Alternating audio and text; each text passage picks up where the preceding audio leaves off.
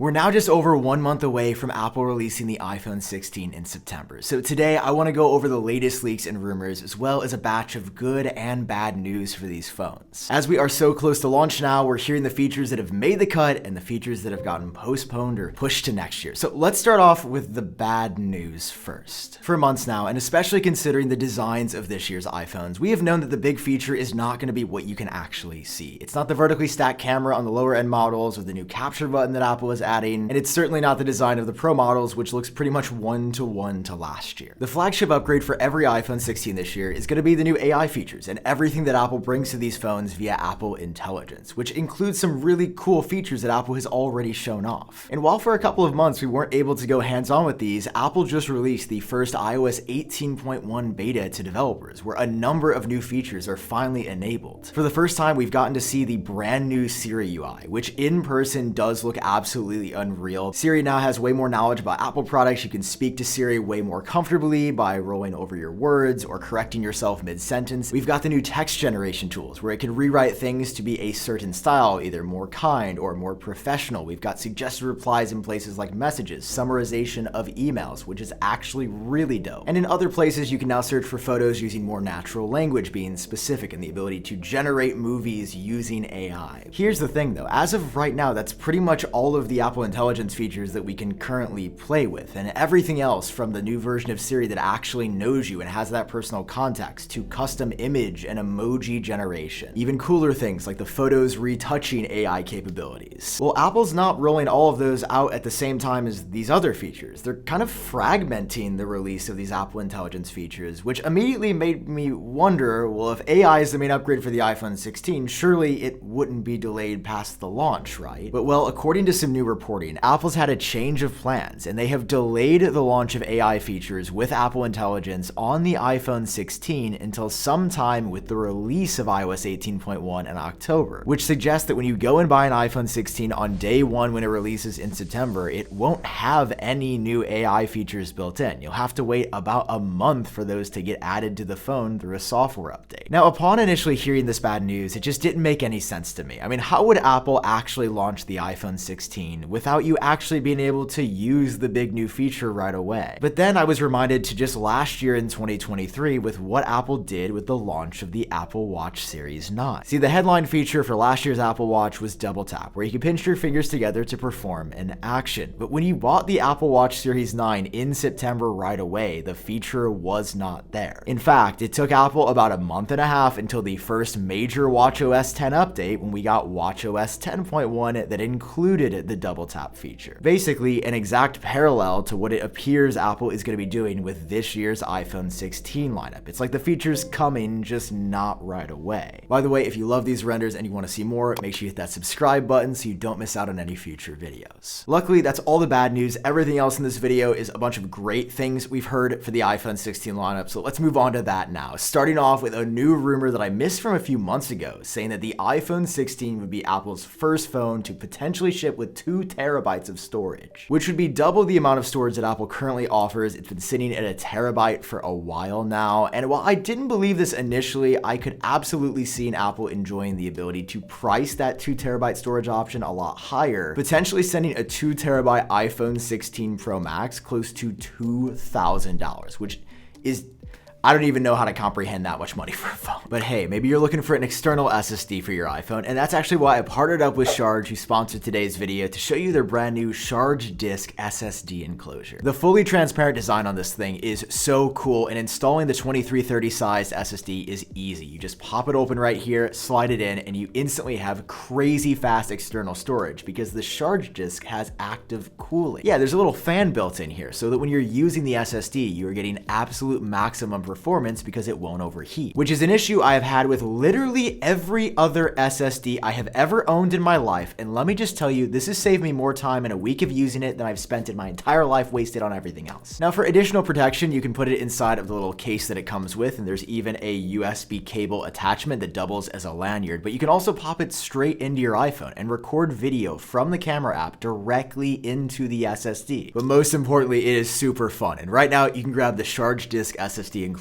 for yourself when you use my link down below in the description. A huge thank you to Charge for making this thing. Is so cool. Okay, now let's get back to the rest of the video. Okay, next, the cameras on the iPhone 16 lineup. Honestly, up until this point, we have not heard that many rumors other than Apple adding the 48 megapixel sensor to the ultra wide lens and maybe some other general sensor improvements. But now we've heard a couple of additional things, including the fact that the iPhone 16 Pro for sure is going to be getting that 5x telephoto zoom that is currently only restricted on the iPhone 15 Pro Max. Apple is bringing that down to the smaller Pro this year, but according to a report from The Information, they also write, and it sounds like they could bring that 5x telephoto down to some of the other non-Pro cheaper iPhones for the first time. Now, it's possible I'm reading this incorrectly, but they mentioned bringing down the 5x telephoto to some of Apple's smaller iPhones. So would Apple potentially swap out the ultra wide lens in their cheaper iPhones and finally put the telephoto zoom instead? Again, hard to tell what they exactly meant by that, but it does seem to indicate that potentially the lower end iPhones could get a crazy good lens. Next, we've also gotten some details that reiterate what Apple is planning to do with the capture button, in that it's not going to be a physical button just like the power switch on your phone that simply you press it to take a photo or video. According to a new report, Apple is planning to make this touch and pressure sensitive so that you'll be able to swipe over on it left or right to zoom and lightly press to basically focus your phone. Basically sounds like Apple's planning to turn the phones into a traditional digital camera where you lightly press to focus and then you press it down to actually take the photo, which that alone is going to make this a massive year for photography, that Apple is basically turning your phone into a professional style DSLR camera. It also sounds like this is going to be Apple's first implementation of those haptic responsive buttons that don't physically move but just respond to pressure and vibrate rather than being a physical button that moves. Also for cameras, it sounds like Apple will be making some minor changes to the Face ID system on the front of all iPhone 16s this year. This comes according to Digitimes, and I believe we've heard this maybe once before. There are no specific details as to exactly what Face ID changes are coming. It's not going to be anything dramatic like a smaller dot. Apple is still keeping the same size dynamic island. We have heard that a number of times. Unfortunately, that was pushed to next year. Wish we had some more details about what exact changes were coming, but it just sounds like some minor Face ID upgrades are going to be happening too. Next, we've got some big battery updates. We have heard that Apple was planning to switch at least one iPhone to these new metal batteries that are more efficient and easier to swap out and repair, and now according to The Information, that is actually coming to two iPhone 16s, specifically the regular iPhone 16 and regular iPhone 16 Pro, the two smaller phones in the lineup. And the reason this is so good is because these two smaller iPhones have significantly worse battery life than the larger model. So the fact that Apple is making these energy density and repairability upgrades to these smaller iPhones first is huge if you don't buy the big one every year. And specifically, if you are buying an iPhone 16 Pro this year, Apple is finally increasing the charging speeds of not just wired through USB-C, but also through MagSafe. Yeah, according to this rumor, Apple's going to be upgrading the current peak charging rate of the Pro iPhones from 27 watts up to 40, which is a huge jump year over year, with MagSafe also increasing pretty significantly from 15 watts up to 20 watts now. And the fact that it sounds like Apple is making some massive step changes to battery life, or at least setting up the foundation for significantly longer battery life into the future, I just think this is the best news for iPhone batteries that we've gotten ever, really, because Apple has never changed the construction to this metal casing, and I think it's going to be a massive deal. Tying directly into this is something that Apple is also going to be fixing on the iPhone 16 lineup, as Apple is working to improve the heat management of the iPhone 16 series by adding a larger graphite sheet on the inside. That will absorb heat more efficiently than the current design that Apple's been using, and you might recall it was a pretty big controversy at launch for the 15 series, specifically how they were overheating really quickly and really easily at launch. And I will say, to this day, even just now, I'm looking at a note on my phone and it's not warm,